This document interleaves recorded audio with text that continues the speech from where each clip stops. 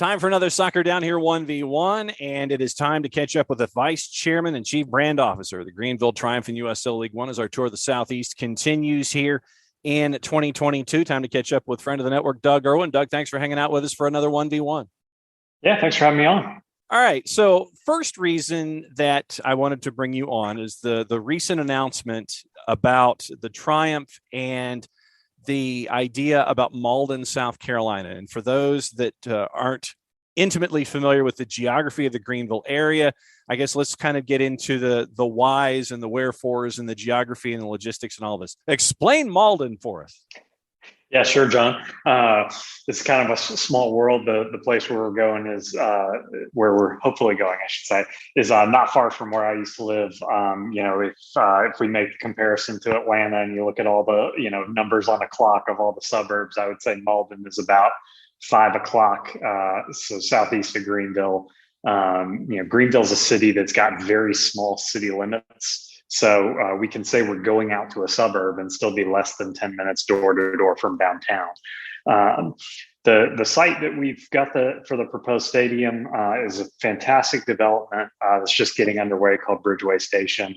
It's about a 40-acre plot of land right on Highway 385 and about a mile and a half from where Highway 85 intersects.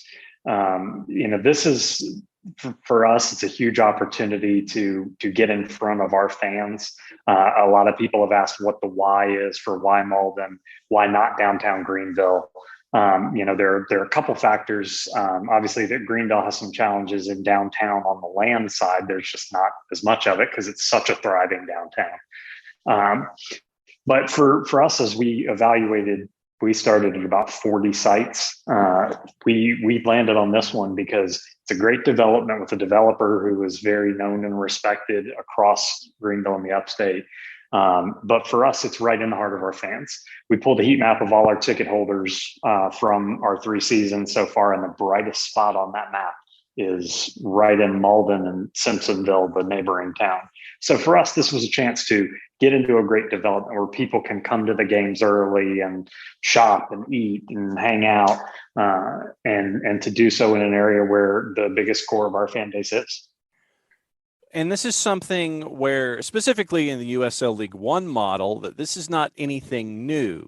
South Georgia Tormenta with their development in Statesboro with Darren Van Tassel, it's about having the stadium being an anchor as a part of a larger growth. Sean McDaniel and the Martinos in Chattanooga at CHI Memorial, the same thing. Stadium is in the process of being completed in its wraparound, but you also have the live, eat, work, play dynamic there as well. So this isn't something completely foreign to what we're seeing in USL League One, and it adds to the sustainability of having something more than just a stadium to where you can have things going on 24/7, 365.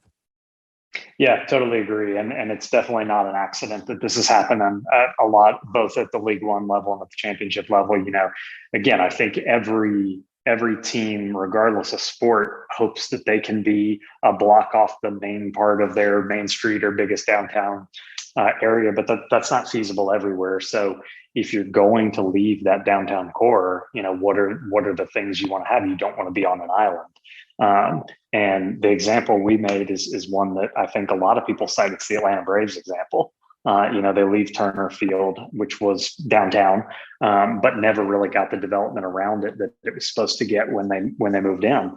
And they go to a place where they can build a giant development with eating, dining, apartments, etc. So bringing body heat to that area is important.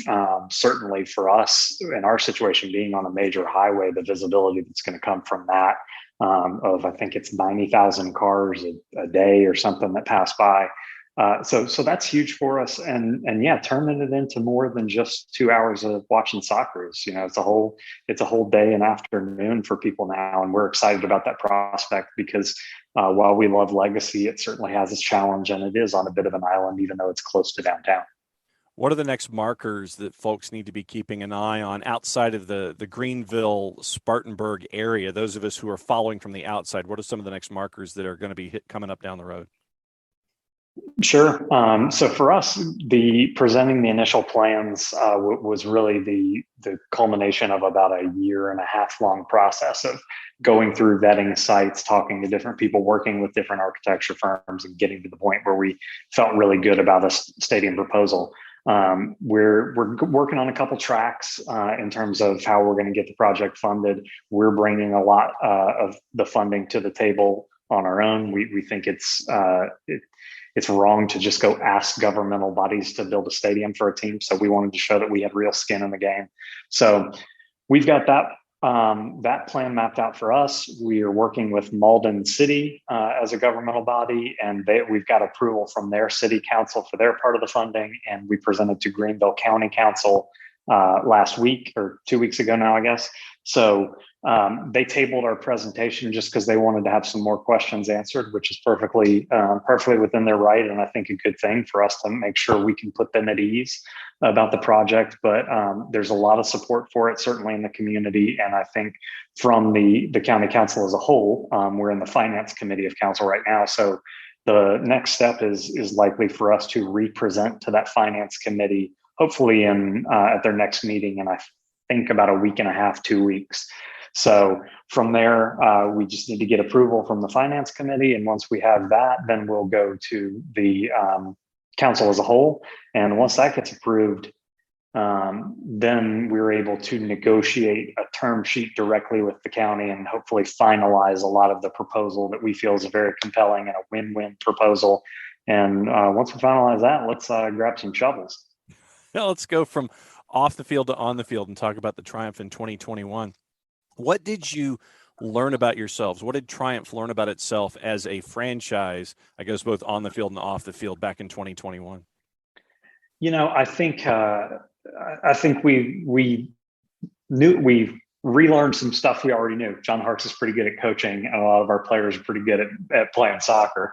But I think the thing, I know most people probably go to COVID and talk about that because we're still coming out of that. But, for us, John, I think the thing that we had not experienced that we've been very fortunate on the first 2 seasons was avoiding injuries. And last season, man, we couldn't stay upright. I think that was kind of across the league a little bit. We snapped back from the shortened 2020 season to, man, we're right back in a full 28 game season. And I do think there was some adjustment there, but I think John said we had 16 or 17 of our field players injured and missing games at some portion during the season. So for us, I think we learned the importance of that roster depth, which was something that, it took us a couple of years to get to the point where we had a deep roster. Certainly building a club from scratch year one, it was tremendous of us to get to the final. And I think in 2020 was where we started to see the versatility of the roster, and that was tested last year. And it's a testament to what John and his coaching staff were able to do, recruiting guys, in to fill out the roster. And we fell a game short. We got beat by a great Omaha team in a really, really unique and challenging environment. And they were on their game and we were off their game that night. So, the guys are hungry, but I think just the ability to overcome all those injuries and to overcome our longest winless streak of the season in franchise history. I think 6 or 7 games without a win, the ability to overcome that and go from 11th in the table and finish second, gave us all the confidence in the world. And I think that confidence is going to stick with us moving forward. Does it seem like, as long as it has been, having built this franchise and grown it to where it is, or does it seem like it was just yesterday that things started and you're chasing after things and chasing after new things? Does it seem like yesterday, or does it seem like it was a couple of years ago? Can I say both? And Choice D works well as well. Yeah, I think it does feel just like yesterday that we were starting the thing from scratch. I'm sure the other people you talk to across, really any league, the 2020 and 2021 seasons felt like one gigantic season that lasted 10 years. And again, a lot of that was just COVID and scheduling, and just, there was really no off season because we were trying to get back to some kind of normal for 21. So I do feel like, as we sit here now in late January, this is the first time that we've really had a chance since late 2019, early 2020 to just be planning normally, and having a schedule out in advance, I feel like there are some similar feelings that we had going into 2019 that are back this season. That's kind of fun to feel that buzz again. But it's just wild to think that we're already entering year 4. I can't believe it's been 3 seasons, but again, it feels like 2 seasons, and one of them lasted 40 days and 40 nights. When you look at USL League One and you see the growth that the league has had, and you're going to have some new dance partners specifically out west here in the 2022 season to help things with travel, and FC Tucson not being just all the way out there, you're going to have some dance partners to help them out. What's it been like to see the league grow? And we know that really this growth is just beginning because of the nature of the league and wanting to have the rivalries that you've already had, but they branched out over a larger league. It's awesome, and I think one of the things, it's easy for us to be selfish and want a bunch of new teams in the Southeast so we can get more bus trips instead of plane trips. But I know that the big catalyst for the league is getting to the point where they can get to 2 conferences ultimately. So to see some West Coast teams come on and help Tucson and even Madison and Omaha, I think is big. And I know there's still plane flights out there, but building the regional rivalries is key. And I think that's one of the things we're most excited about on the W League side, is having all those short trips for fans. So to start to get to that on the men's side, adding Charlotte, I know our fans are really excited about that. And to see the cities that are, talking about coming in across the next few years, Lexington, Knoxville, et cetera, I feel like that's going to be a jump off point is when we get to where we have a lot of those drivable, great away days for fans and get the fan support, because we don't get to experience that every game yet. And it could be 20 people that come to a game, but even 20 visiting supporters makes a huge difference in the environment, makes it a lot of fun. The players get really hyped about that. And I just think that the direction the league is pointing, going back to the stadium thing, about we're seeing these projects all across the country. The strength of the USL putting their weight behind the cities that have these stadium plans. It's bringing great stability to the league, and it's ensuring that the expansion is going to be healthy expansion and not yo-yoing expansion and contraction like we've seen in some other leagues cross country. Doug Erwin, Vice Chair, Chief Brand Officer, Greenville Triumph, hanging out with us for a Soccer Down Here 1v1 as we look back at 2021 and look toward 2022 for the Triumph in Greenville and the Upstate. Since you mentioned the W League, all right, let's go there. What's it been like to see this come online? The Super League's going to be a part of this whole process, and the USL isn't just standing pat with Championship, League One, League Two. It's the USLA, it's the W League, it's the Super League. What's it been like from your perspective to see all of these other initials attached to the USL? It's great. I mean, we forgot how much work it takes to start a team, even if you've already got a team now. So, the W League certainly keeping us busy, but it's something that we're passionate about. That when we started this, we said we were doing this not just for boys and men, but girls and women too. So when we started Triumph, so for us, it was kind of waiting, and we had been thinking about starting a women's team since pretty much the first off season at the end of 2019.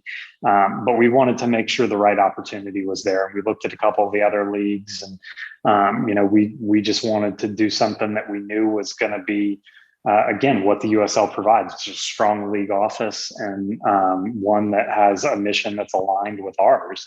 And so, when we started hearing rumblings about the W League from the USL, we said, hey, we want to be one of the first, just like we were for League One. And what they're doing with the Super League too, I think it's awesome. I think it's needed. The growth of women's soccer has been astronomical, and I think, again, it provides a couple things for our fans and supporters, and one obviously is the connection just to the women's game in general, which I think is huge. For us, it allows us to shine a spotlight on one of the other big reasons we started this, and that's all the soccer talent in Upstate South Carolina.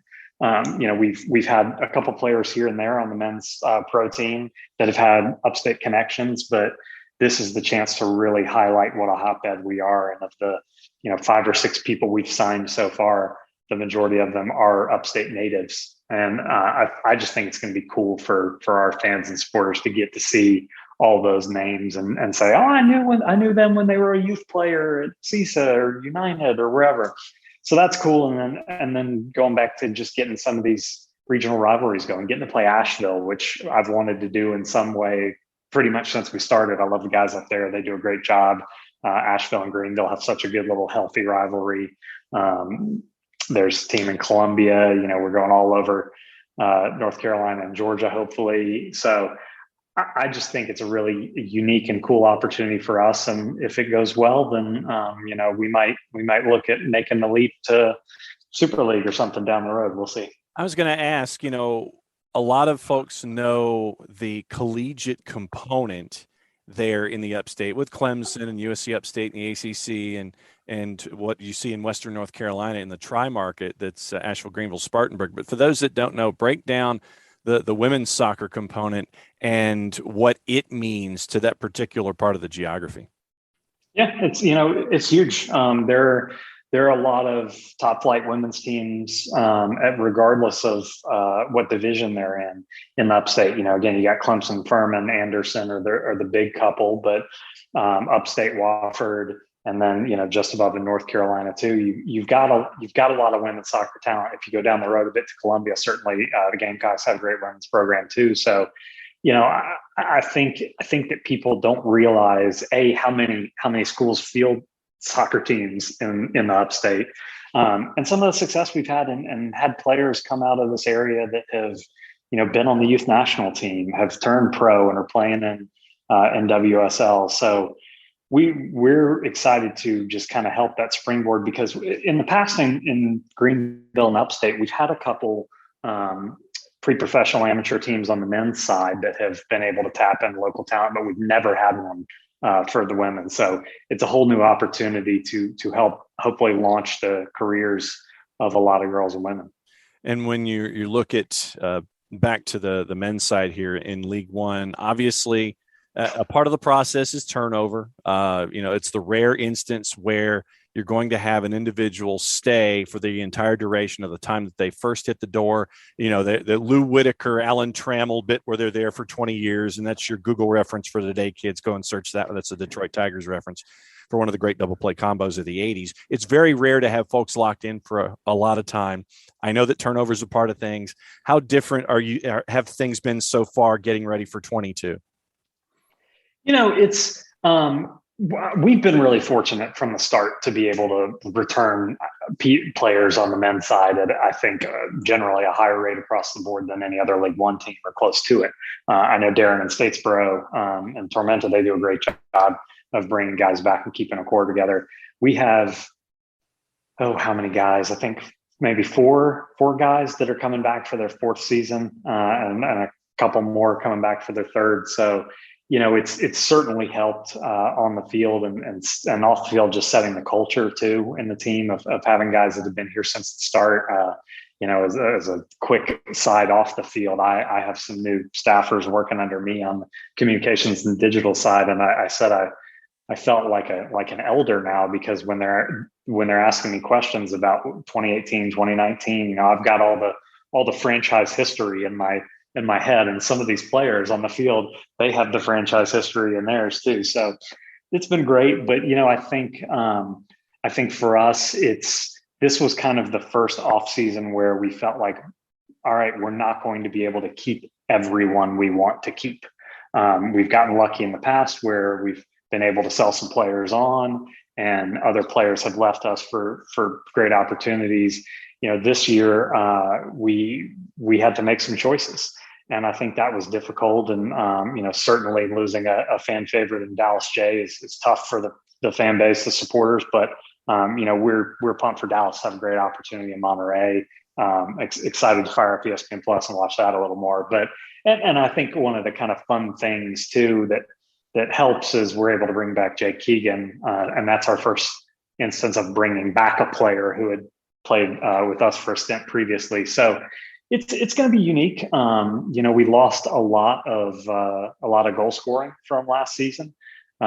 with Marios leaving and Lachlan heading to Northern Colorado. So we've got to find some goals, but this is where having John Marks as your coach really comes in handy. I don't think we're ever hurting for potential players, and John and Alex and the whole staff is out scouting. So I think we're going to see a bit of a different makeup, even with a lot of returning guys. I don't know that's going to change the identity of our playing style so much, but for us, I think it's cool to bring back. I think we have 12 coming back and have them help set the tone for all the new guys. And in the community now, some of these players are built up brand names that our fans know, and people around town start to, really put faces with names after a couple of years. And that just helps our brand grow in the community, which is great. So you mentioned brand. Time to cut the promo for those that want to keep an eye on everything going on with the Greenville Triumph. How do they do it? Yeah, check us out on social media, Greenville Triumph SC or GVL Triumph on Instagram and Twitter. Stay tuned for more on the W League team. We're still working on unveiling a brand for that. Hopefully, in about the next month or so, that'll come out. And man, we got a lot of fun stuff planned. I've been in meetings this week finalizing our promotional schedule for this season. So a lot of cool theme nights coming. Certainly with the women's team, be on the lookout for that schedule soon. And then. Help spread the word about the stadium. We need to get this vote passed and get this thing built so we can have a home for all soccer in upstate South Carolina. We think this is really going to be, I don't want to say a palace. That sounds like we're going to overbuild it. But, again, just a central dot for all soccer in the upstate. So fingers crossed we can get that done and start turning some dirt over. And we'll be keeping an eye on things. As always, Doug Erwin, Vice Chair, Chief Branding Officer of the Greenville Triumph. Great to catch up with you. Great to get the update. Great to look back, but also looking forward. Once again, thanks for hanging out with us for a 1v1. We'll catch up with you soon with all the updates. Thanks, Sean. Appreciate it.